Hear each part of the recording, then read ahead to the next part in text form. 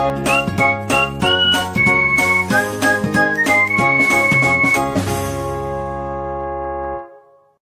And welcome to Bouncing Knowledge. Computer basics के chapter 3 में exploring your computer में आज हम कुछ और उबंटू रिलेटेड कमांड्स के बारे में डिस्कशन करेंगे, लेकिन उससे पहले हम रीकैप करेंगे अपने प्रीवियस वीडियो सेशन का, जिसमें हमने कुछ कमांड्स डिस्कस की। जिसमें सबसे पहली कमांड थी mkdir, डायरेक्टरी क्रिएट करने के लिए। डायरेक्टरी से अंदर और बाहर आने जाने के लिए हम cd कमांड का यूज़ करते हैं। कैट कमांड का यूज़ हमने सीखा, फाइल क्रिएट करना, फाइल के डेटा को प्रिंट करना और फाइल में डेटा को अपेंड करना। कॉपी कमांड के बारे में डिस्कशन किया। टच कमांड से हम एक ब्लैंक फाइल क्रिएट कर सकते हैं। rm कमांड से हमने फाइल को डिलीट करना सीखा। मूव कमांड से हम फाइल को एक डायरेक्टरी से दूसरी डायरेक्टरी में मूव कर सकते हैं। लोकेट से हम किसी फाइल को सर्च कर सकते हैं।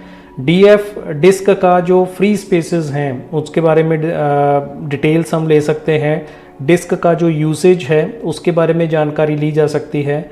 और लास्ट हमने tty टर्मिनल टाइप कमांड के बारे में डिस्कशन किया। तो ये कुछ कमांड्स थी जो हमने प्रीवियस वीडियो सेशन के अंदर डिस्कस की थी। आज हम लास्ट सेशन के अंदर कुछ बची हुई कमांड्स के बारे में डिस्कशन करेंगे।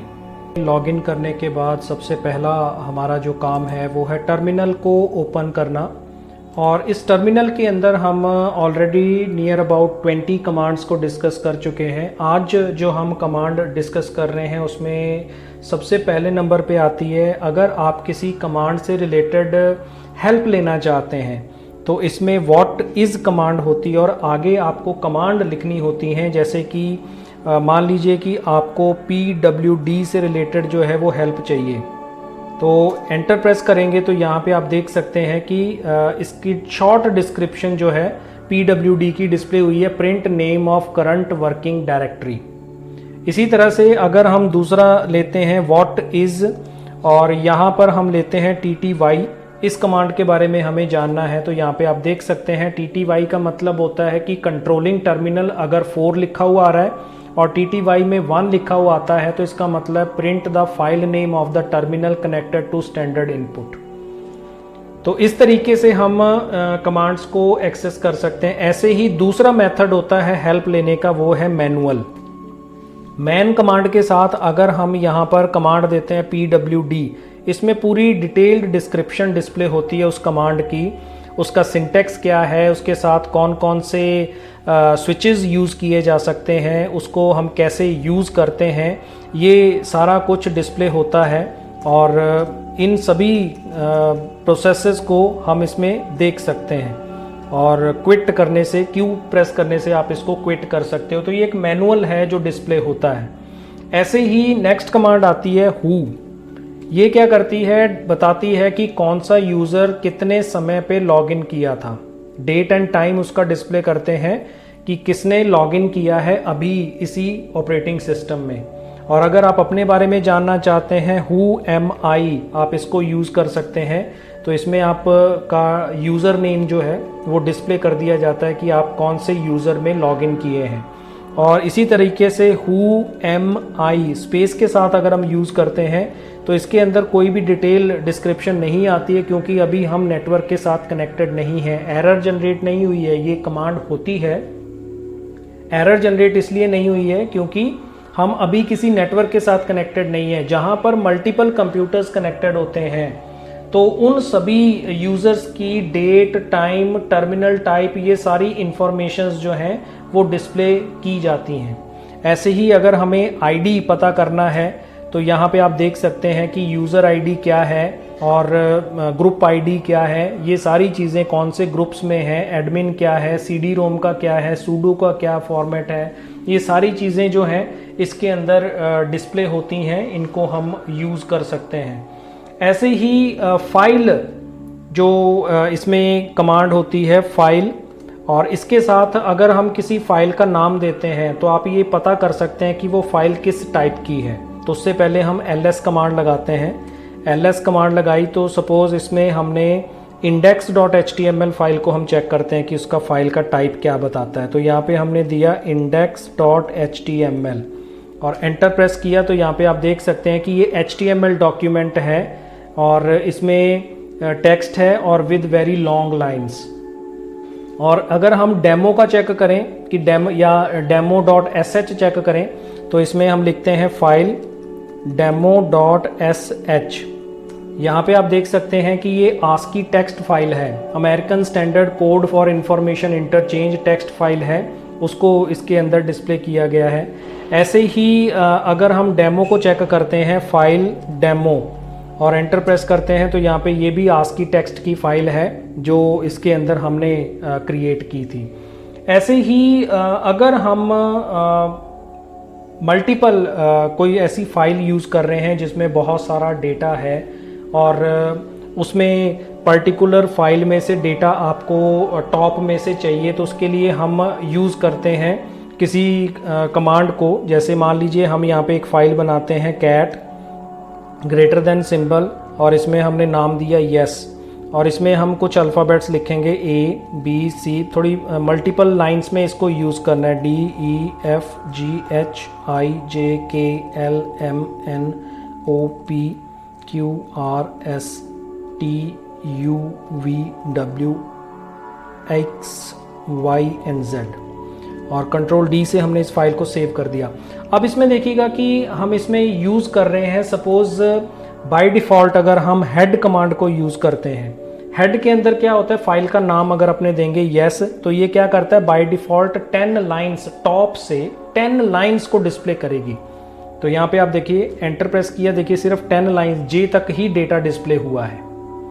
और अगर हम मान लीजिए कि पर्टिकुलर लाइंस देखना चाहते हैं, जैसे आपने दिया हेड और उसके बाद आपको लाइंस स्पेसिफाई करनी है फाइल नेम के बाद, तो फाइल हमारी थी यस और यहाँ पे हाइफन दिया और हाइफन के साथ n लिखना है कि कितने नंबर्स, और यहाँ पे हमने दे दिया 26, तो 25 ले लेते हैं, एक करेक्टर नहीं आएगा, z नहीं आएगा। तो यहाँ पे देखिए y तक डेटा डिस्प्ले हुआ है, 25 लाइंस इसके अंदर डिस्प्ले हुई हैं, y तक, z नहीं आया क्योंकि 26 करेक्टर्स होते हैं हमारे इंग्लिश अल्फ़ाबेट्स में। और ऐसे ही इसका कंप्लीटली ऑपोजिट होता है टेल कमांड। तो अगर हम टेल यूज करते हैं और सिंपली फाइल का नाम देते हैं तो ये क्या करता है, बॉटम से बाय डिफॉल्ट 10 करेक्टर्स उठाएंगी रिवर्स में, तो z से शुरू होगा और z से लेके q तक चला, ऑपोजिट 10 लाइंस, बॉटम से 10 लाइंस इसने पिकअप की हैं। और अगर हम इसमें यूज करते हैं टेल और फाइल का नाम दिया हमने यस और यहाँ पे दिया -n और यहाँ पे हमने दे दिया 25, तो इसमें भी क्या होगा, a नहीं आएगा, Z से लेके B तक की वैल्यू डिस्प्ले होंगे। देखिए ऊपर A प्रिंट नहीं हुआ है, नीचे Z से लेके B तक की वैल्यू प्रिंट हुई है। 25 लाइंस जो हैं इसने बॉटम एरिया से प्रिंट की हैं। ऐसे ही अगर हम किसी फाइल में काउंट करना चाहते हैं वर्ड काउंट कितने हैं, तो आपको क्या करना है, WC और फाइल का नाम स्पेसिफाई करना है। तो फाइल का नाम सपोज हमारा यस है, एंटर प्रेस किया तो इसके अंदर 26 लाइन है और हर पैराग्राफ भी 26 ही हैं और उसके बाद 52 कैरेक्टर्स इसके अंदर अवेलेबल हैं, क्योंकि हर उसके बाद हमने एंटर प्रेस किया है तो उसको भी वो काउंट करता है। तो 26 + 26 कितने हो गए, 52 टोटल काउंट हो गए, वर्ड काउंट हो गए। तो जहाँ जहाँ हमने एंटर प्रेस किया है, अगर हम कोई और फाइल ले लेते हैं, इसमें ls करें, ls करने के बाद हमारे पास फाइल है डेमो ले लेते हैं। तो यहाँ पे हमने क्या किया, WC डेमो, इसमें देखिएगा इसमें आउटपुट थोड़ा डिफरेंट आया है। 12 लाइंस हैं हमारे पास, चेक कर लेते हैं कैट डेमो।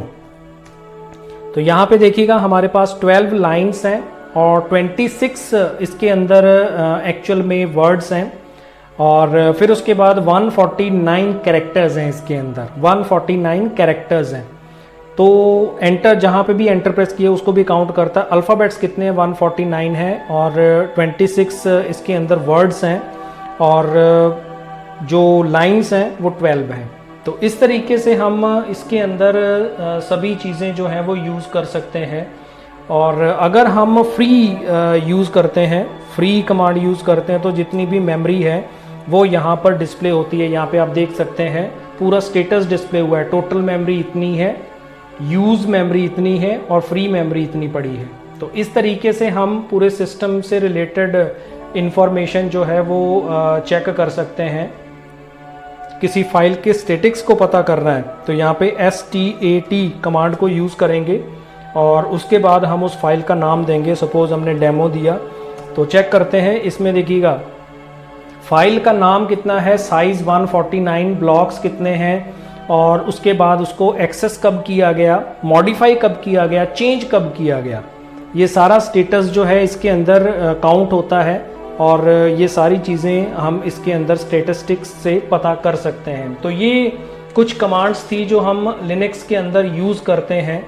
ऐसे ही प्रोसेस स्टेटस PS कमांड होती है प्रोसेस स्टेटस के लिए। अब इसी में देखिए कुछ प्रोसेसेस चल रहे हैं जो हम इसके अंदर यूज़ कर रहे हैं। अब इसमें देखिएगा मैं आपको एक प्रोसेस चला के दिखाता हूँ। कैट कमांड यूज़ की हमने, ग्रेटर देन सिंबल यूज़ किया और यहाँ पे 1 लिखा मैंने, ये फाइल क्रिएट करने की कमांड है और इसमें मैंने लिखा डेमो करंट फाइल और इसमें मैं कंट्रोल D प्रेस नहीं करूँगा। कंट्रोल D से क्या होता है, फाइल सेव होने के बाद बंद हो जाती है। मैं यहाँ पे कंट्रोल Z प्रेस कर रहा हूँ, कंट्रोल Z। अब इसमें देखिएगा ये स्टॉप्ड हुई है, कमांड आपकी बैकग्राउंड में वर्किंग में है। कैसे चेक करेंगे, PS चेक कीजिएगा। प्रोसेस स्टेटस में आप यहाँ पे देख सकते हैं कि कैट कमांड यहाँ पे वर्किंग कंडीशन में है। ये कैट कमांड अभी चल रही है बैकग्राउंड में, ये स्टेटस शो कर रहा है कि ये कमांड चल रही है। बैश क्या है, बॉर्न अगेन शेल, इसको हम शेल बोलते हैं उबंटू की लैंग्वेज में, लिनक्स की लैंग्वेज में, जहाँ पे हम कमांड सप्लाई कर रहे हैं, ये चल रहा है। उसके बाद PS जो अभी हमने कमांड चलाई वो भी चल रहा है, स्टेटस शो किया है उसने। और उसके अलावा कैट कमांड डिस्प्ले हो रही है। यहाँ पे देखिएगा सिर्फ बैश और PS चल रहा था। टर्मिनल टाइप तो चलेगा ही बैकग्राउंड में क्योंकि ऑपरेटिंग सिस्टम टर्मिनल को चला रहा है, तो वो तो इसके अंदर अवेलेबल होगा ही। अब हमें इसको किल करना है, बंद करना है, यानी कि कैट कमांड को रोकना है, तो उसके लिए कमांड होती है किल और किल के साथ हमें -9 स्विच लगाना पड़ता है और प्रोसेस ID देनी होती है। तो प्रोसेस ID इसके अंदर कितनी है, PID नंबर जिसको बोलते हैं 6642 हमने एंटर किया तो ये देखिएगा प्रोसेस किल हो गया। इसको चेक करते हैं PS के अंदर, तो यहाँ से देखिएगा कैट कमांड का प्रोसेस जो है वो किल हो गया और यहाँ पे डिस्प्ले भी हो रहा है 1 किल्ड कैट 1। तो ये हमारा प्रोसेस किल हो गया है, ख़त्म हो गया है, बंद कर दिया गया है, टर्मिनेट कर दिया गया है। तो इस तरीके से हम उबंटू के अंदर अलग अलग तरह की कमांड्स को यूज़ कर सकते हैं और अपनी जो रिक्वायर्ड एक्टिविटीज़ हैं उनको हम इसके अंदर परफॉर्म कर सकते हैं। तो ये that's all for Ubuntu commands. I hope कि आपको ये सभी कमांड्स अच्छे से क्लियर हो गई होंगी। नोट्स के अंदर आपको इन सभी कमांड्स की शॉर्ट डिस्क्रिप्शन, सिंटैक्स सब कुछ मिल जाएगा। आप उनके PDF नोट्स जो हैं वो YouTube चैनल से या फिर www.bouncingknowledge.com से भी डाउनलोड कर सकते हैं। तो इस वीडियो में फ़िलहाल इतना ही। Thanks for watching, keep on learning with us, stay tuned for upcoming videos and always stay blessed.